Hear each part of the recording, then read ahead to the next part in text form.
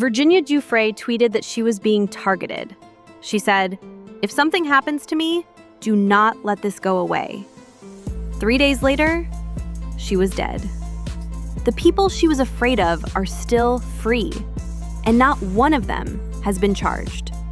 Not one. Her name was Virginia Giuffre. For most of her adult life, she was referred to only as victim number 3.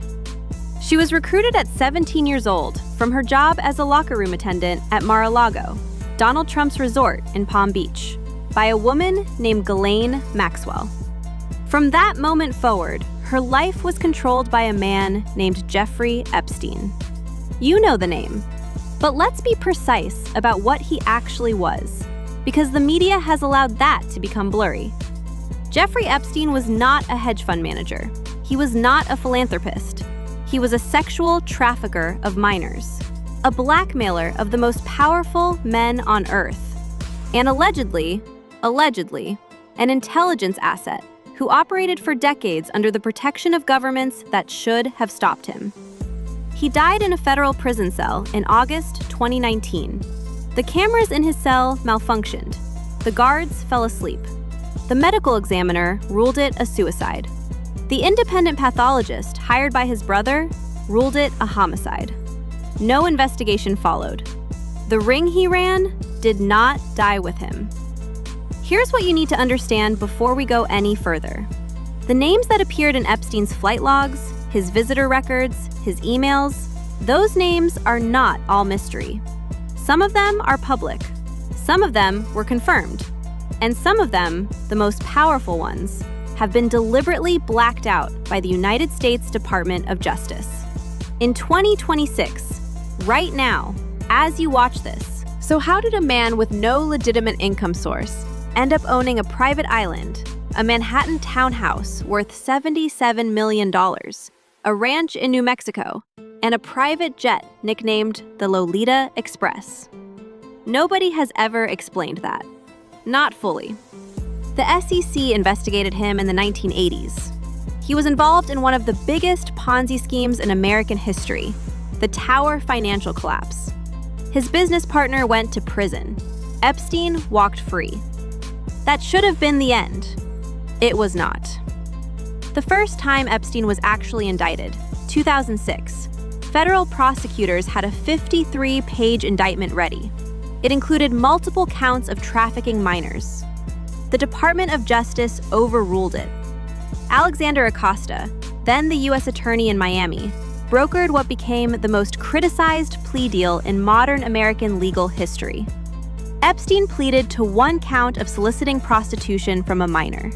He served 13 months and was allowed to leave the facility 6 days a week for work release. That should have been a wake-up call. It was not.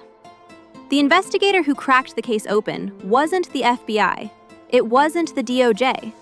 It was a reporter named Julie K. Brown at the Miami Herald. In 2018, she published a series of articles based on interviews with more than 80 victims. Her reporting forced a federal reinvestigation. In July 2019, Epstein was arrested again, this time in New York, on federal sex trafficking charges. For the first time in his life, there was no escape route. Then he died. Ask yourself 3 questions. Why did the cameras malfunction on the exact night he died? Why were the guards, who are legally required to check on prisoners every 30 minutes, asleep for 3 consecutive hours?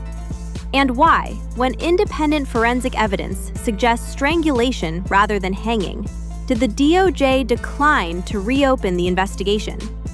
Don't answer yet. We're going to answer all 3. The ring continues. Someone took his place. Virginia Giuffre was not the most famous person in this story. She was the most important. She was the one who looked at Prince Andrew, one of the closest members of the British royal family, and said, "He did this to me. I have the photographs. I have the records. I will not be silent." She was largely met with disbelief, until the photographs proved she was telling the truth. In 2019, Prince Andrew gave what may be the single most widely mocked interview in British broadcast history. He told the BBC that he had no memory of meeting Virginia. He offered as his alibi, and this is verbatim, that he had visited a Pizza Express in Woking on the same evening she claims the abuse occurred. He said he had a medical condition that prevented him from sweating. The interview was so catastrophically received that his own communications team reportedly told him to stop talking mid-broadcast. He was stripped of his royal duties. His security detail was removed. In early 2026, British police formally arrested him in connection with the Epstein investigation. Virginia never saw it happen. She had announced she was writing a book about every person she had encountered during her years inside Epstein's network. The powerful men, the powerful women who looked away, the island. She said she was going to name them all. Before the book was published, she was struck by a vehicle in Western Australia. She survived the impact. She was recovering. And then she died. Her family released a statement confirming she had taken her own life. But 3 days before her death, Virginia Giuffre had posted a tweet. It reads, "I am making it publicly known that in no way, shape, or form am I suicidal. I have made this known to my therapist and GP. If something happens to me, for the sake of my family, do not let this go away. Too many evil people want to see me quiet it." She was 41 years old. Here is the question that will haunt this entire story, and I want you to hold it while we keep going. Was Virginia afraid of a dead man? Or was she afraid of someone who is very much alive? Do you believe Jeffrey Epstein's death was a suicide? Yes or no? Ghislaine Maxwell, Epstein's co-conspirator, the woman who recruited victims on his behalf, was convicted in December 2021 on 5 of 6 counts. She is currently serving 20 years. The clients she delivered those victims to, not one has been charged. Not one has been arrested.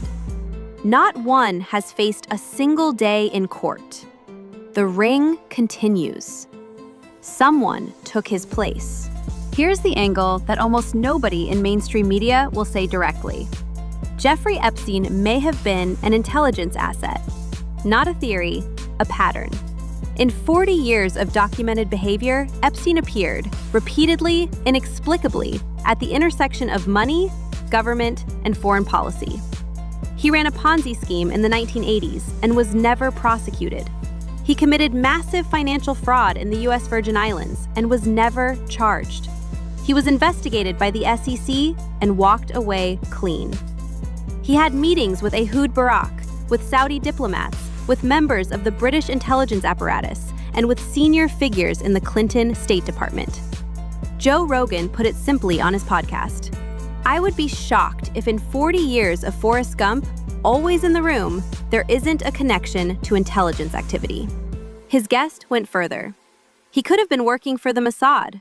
He could have been working for the CIA. He could have been a guy who was on his own, but who they used. A guy who could move money around. Nobody has confirmed this. Nobody has denied it with evidence either. What we do know is that Epstein had an enormous amount of money with no explanation for where it came from. We know that every time a criminal case came close to him, it was quietly closed. We know that his business partners faced prosecution while he faced nothing. We know that when Eric Weinstein, a serious mathematician, not a conspiracy theorist, met Epstein for the first time, his first impression was, "This is a construct. This man has been manufactured." And then there is the email. In documents filed in federal court, Elon Musk, the man who now controls the largest social media platform on Earth and serves as a senior advisor to the President of the United States, emailed Jeffrey Epstein asking, and I quote his words exactly, "What day/night will be the wildest party on your island?" Musk has stated he never visited the island. He has stated the emails are being misread. He has not explained what he meant. Howard Lutnick, the current United States Secretary of Commerce, told a story publicly about the one time he visited Epstein's home, saw a massage table in the middle of the dining room, was told by Epstein that he gets a massage every day, the right kind, and left immediately, never to see Epstein again, socially, professionally, or in any capacity. Then the emails surfaced. In one email, Lutnick wrote to Epstein, "Hi Jeff, we are landing in St. Thomas early Saturday afternoon. Where are you located? Does Sunday evening for dinner sound good? I have another couple with me on my boat, and each of us has 4 children. 2 16-year-olds, 2 14-year-olds, a 13-year-old, a 12-year-old, an 11, and a 7-year-old. He brought children to Jeffrey Epstein's island after he said he had left forever. That is not a misread email. That is a contradiction. Here is where we are in March 2026. The DOJ has officially stated that its review of the Epstein files is complete. No new charges, no new arrests. The investigation is closed. Kash Patel, the director of the FBI, appeared before Congress and stated directly that the Epstein files contained no videos of any sexual content, no blackmail material, nothing. He was asked by a congressman, "Have you reviewed all available video footage?" Kash Patel said, and this is the answer, "Not of what you want." Congressman after congressman has gone on record saying the files include specific categories of redacted individuals. Here is what lawmakers have confirmed exists in the sealed files. One Hollywood producer worth hundreds of millions. One European royal prince. One high-profile figure in the music industry. One very prominent banker. One high-profile government official. At least 6 billionaires, including one from Canada. These people have names. The FBI knows their names. The DOJ knows their names. And the United States Senate voted 51 to 49 to keep those names secret. 51 senators, on camera, voting to protect people who appear in the files of a convicted sex trafficker. The ring continues. Someone took his place. Victim survivors have spoken out directly about the DOJ's closure of the case. Multiple survivors' attorneys have stated that many of the victims' own names were accidentally released without redaction in document batches. Meanwhile, the names of the powerful clients remain blacked out. CBS News correspondent Scott McFarland reported that the final document batch was released more than 40 days past its legal deadline. Over 40 days late. No explanation given. Millions of pages. And the conclusion? No new charges. This is the part where every other video stops. They show you the outrage. They show you the senators. And then they go to the outro. We are not stopping here. Here's the detail that reframes everything you just watched. The reason Epstein was able to operate for decades is not that he was uniquely evil. It is that he served a function. He was, in the words of a former associate, a connector. He introduced billionaires to politicians, politicians to celebrities, and celebrities to foreign dignitaries. He was, in the most literal sense, the middleman of power. And the blackmail wasn't the main product. The access was. Here's what Terrence Howard, a man who by his own admission wanted to be invited to Epstein's island, told a podcast interviewer. When I would hear about Chris Tucker and people hopping on the plane to go there, I was like, damn, I would love to go. I didn't know what was happening, but I could have easily ended up over there. He said he was grateful he wasn't invited. He said he felt excluded at the time. That is what the network looked like from the outside. It looked like a party you weren't cool enough to attend. The blackmail, as Joe Rogan described, was snuck in. You arrived at an island where brilliant people discussed ideas. Beautiful people filled the rooms. and famous names gave the whole thing a veneer of legitimacy. And then the camera was there. The non-disclosure agreements that Epstein had every employee sign are, as of today, still being enforced by his estate. Every person who worked on that island, cooked food on that island, drove a boat to that island, is still legally prohibited from speaking. After his death, after Maxwell's conviction, right now. That is not a coincidence. That is infrastructure.